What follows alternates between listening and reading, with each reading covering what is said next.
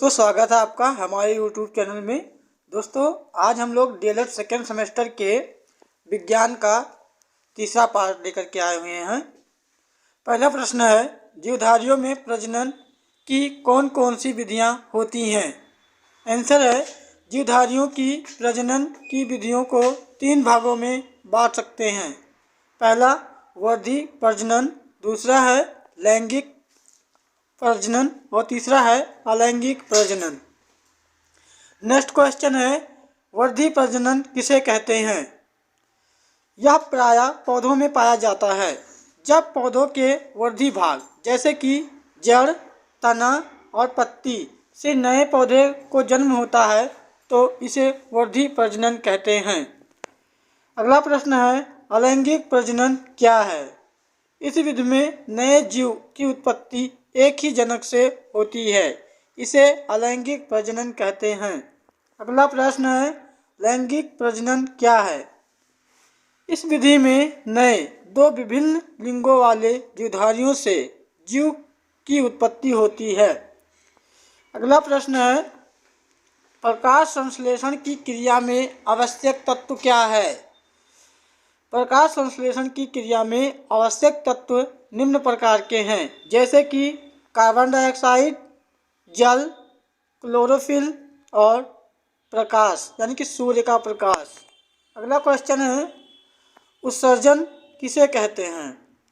शरीर में उपापचय की क्रियाओं द्वारा शरीर में उपस्थित अपशिष्ट पदार्थों को बाहर निकालने की प्रक्रिया उत्सर्जन कहलाती है। नेक्स्ट क्वेश्चन है, मानव शरीर को कितने भागों में बांटा जा सकता है?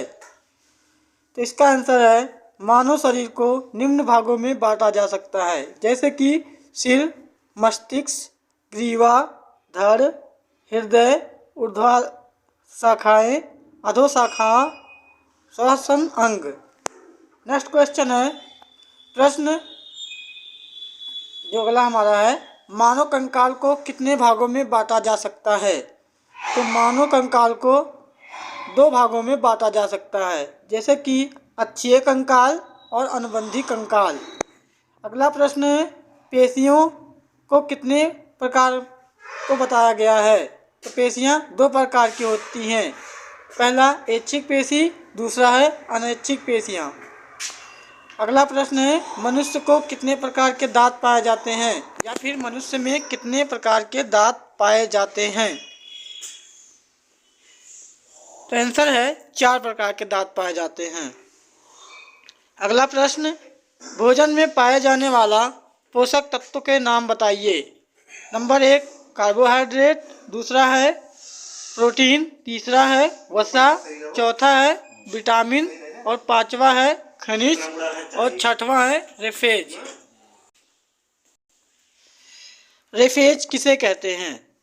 छिलके वाले अनाज या सब्जियों में सेल्यूलोज नामक रेशेदार पदार्थ पाया जाता है, जिसे हम रेफेज कहते हैं। विटामिन को कितने प्रकारों में बांटा जा सकता है? विटामिन को निम्न प्रकार में बांटा जा सकता है, जैसे कि है vitamin A, vitamin B, vitamin C, vitamin D, vitamin E और विटामिन के। अगला प्रश्न हमारा है, किसी एक ऐसे भोज्य पदार्थ का नाम बताइए जो मात्र जंतुओं से प्राप्त होता है। तो इसका राइट आंसर है दूध। अगला प्रश्न है, शरीरवर्धक भोजक या भोजन किसे कहते हैं? प्रोटीन युक्त भोजन को शरीरवर्धक भोजन कहते हैं। अगला क्वेश्चन है, मनुष्य को प्रत्येक दिन अपने भोजन में कितने पानी लीटर की आवश्यकता होती है? तो 1.5 से 2 लीटर प्रतिदिन। कुपोषण क्या है? अपर्याप्त भोजन अपर्याप्त पोषण का कारण बन सकता है या भी बन जाता है। इसे उत्पन्न स्थिति को कुपोषण कहते हैं। घेंघा नामक रोग किसकी कमी से होती है? घेंघा नामक रोग आयोडीन की कमी से होती है। भोजन को परिरक्षण की कौन कौन सी विधियां हैं? भोजन की परिरक्षण की निम्नलिखित विधियां हैं, जैसे कि है अंतराल से उबालना और ठंडा करना, दूसरा है सुखाना, तीसरा है ठंडा करना, चौथा अचार तैयार करना, पांचवा रसायनों द्वारा और छठा डिब्बाबंदी करके। नेक्स्ट क्वेश्चन है, कुछ संक्रामक रोगों के नाम बताइए। कुछ संक्रामक रोग इस प्रकार से हैं, जैसे कि हैजा, टीबी, खसरा, टाइफाइड, डिफथीरिया, पेचिस, सुजाक, पीलिया, प्लेग, चेचक, कुकुर खांसी तथा टिटनेस आदि। नेक्स्ट क्वेश्चन है, शारीरिक व्यतिक्रम किसके कारण होता है। यह है खराब भोजन, दूषित वातावरण तथा सूक्ष्म जीवों के प्रकोप से शारीरिक व्यतिक्रम होता है। संक्रामक रोग किसे कहते हैं। संक्रामक रोग ऐसा रोग है जो किसी एक व्यक्ति से दूसरी व्यक्ति तक प्रत्यक्ष या अप्रत्यक्ष रूप में पहुंच जाता है। संचारी रोग क्या होते हैं।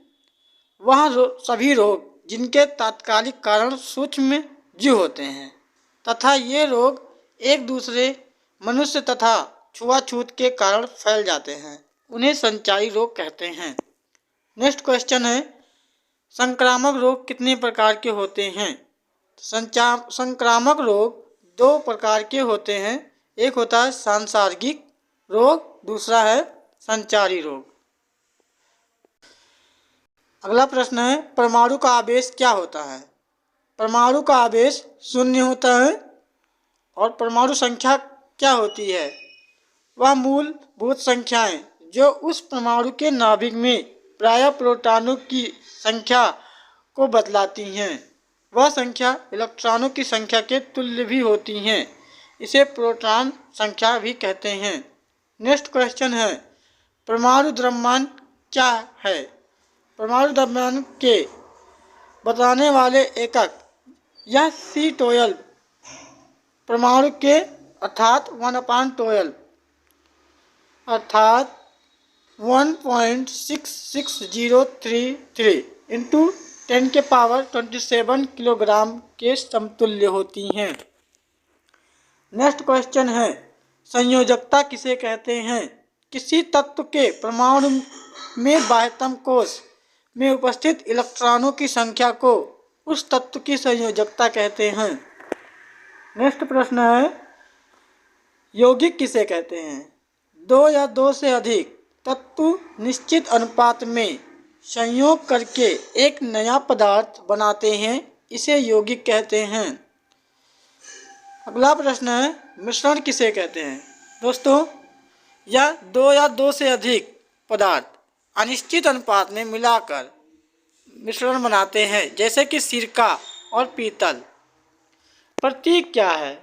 सबसे छोटा परिभाषा है इसका, किसी वस्तु के नाम को कम से कम शब्दों में व्यक्त करना ही प्रतीक कहलाता है। दोस्तों, अभी तक आप लोगों ने वीडियो को लाइक नहीं किया तो वीडियो को लाइक कर दीजिए और हमारे चैनल पे हो नए आए हो तो सब्सक्राइब कर लीजिए और इस वीडियो को ज़्यादा से ज़्यादा शेयर करें।